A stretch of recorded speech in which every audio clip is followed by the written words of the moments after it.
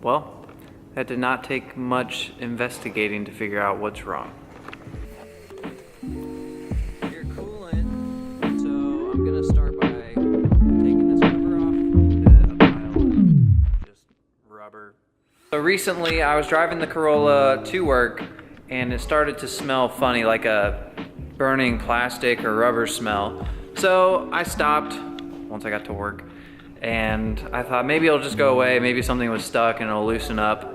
Not the case. Drove it home, same thing. Drove it all the way down to the shop, which is that's where I'm at now, and it's still doing the same thing. So the smoke was coming out from right around here. I'm wondering if something under the timing belt cover is like rubbing or some plastic's melting for some weird reason. So I'm gonna start by taking this cover off and seeing if I can pinpoint what the problem is. Right, Jesse? Well, that did not take much investigating to figure out what's wrong.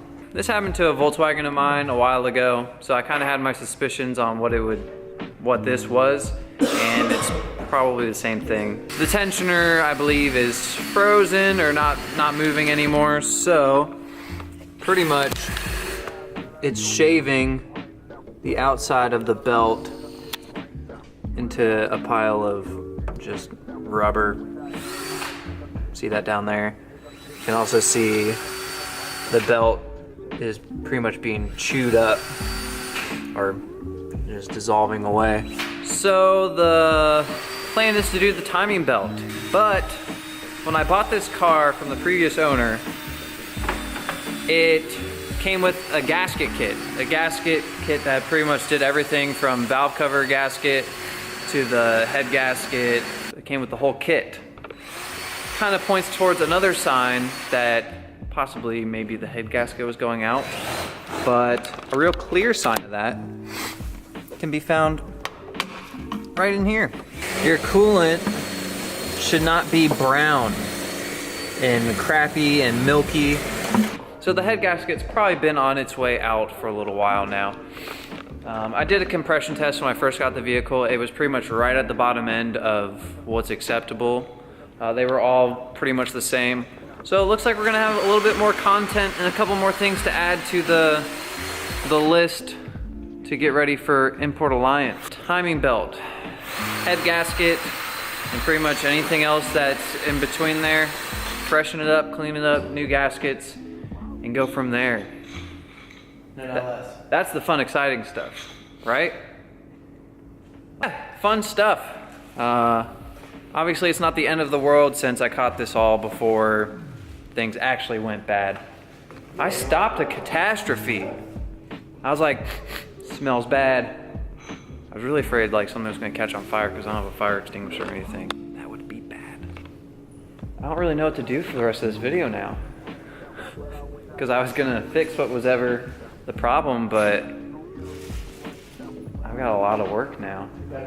I'm thinking about, well, since this is gonna be staying here for a while now, because I gotta do the timing belt and the head gasket, I'm thinking about taking these home. I'm gonna take the tires off, obviously, but taking these home so I can work on them in the meantime. Just if I don't feel like coming down to the shop, or I'm just sitting at home watching YouTube or Netflix or whatever. Take these apart, polish them up, clean them, and put them back together. I don't see why not. Aw, sad little Corolla. If I did have one piece of advice for people, it's to, if your car's making a weird sound, a weird smell, it's not running right or anything like that, I recommend checking it out before you continue driving. It actually could be a problem. That's how people's cars catch on fire, the engines detonate and explode on themselves. Or because you might not have coolant and that's why your car's running funny and overheating. Or like mine, the tensioner could freeze up and your timing belt's just rubbing away until it's about to pop.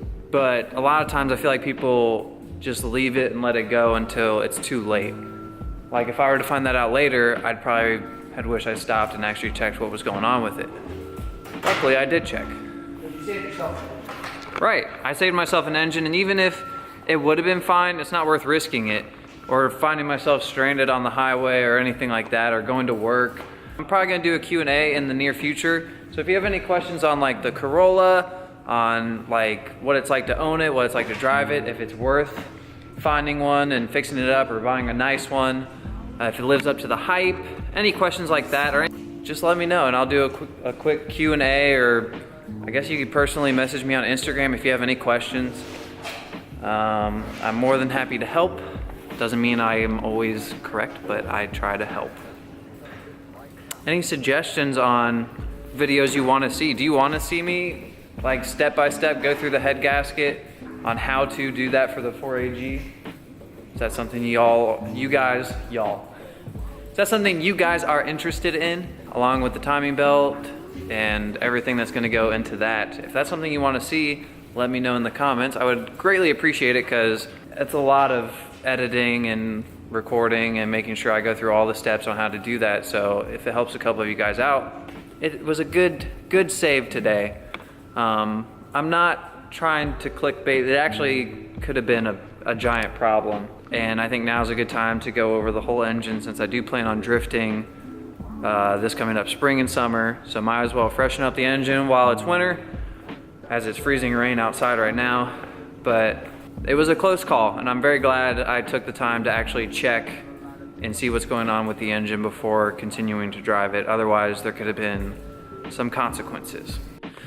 So I guess that's it for now. Like I said, I'm very glad I stopped to look at the car. It was worth the 5 minutes of taking, not even 5 minutes of taking the timing belt cover off to see what's going on. Also, if you do have any suggestions or anything you want to see in particular, any questions you want answered, please leave it in the comments below. If you like this video, please give it a thumbs up. It does help a lot. If you are interested in any of this Corolla stuff, please make sure to subscribe to the channel. That also helps a lot.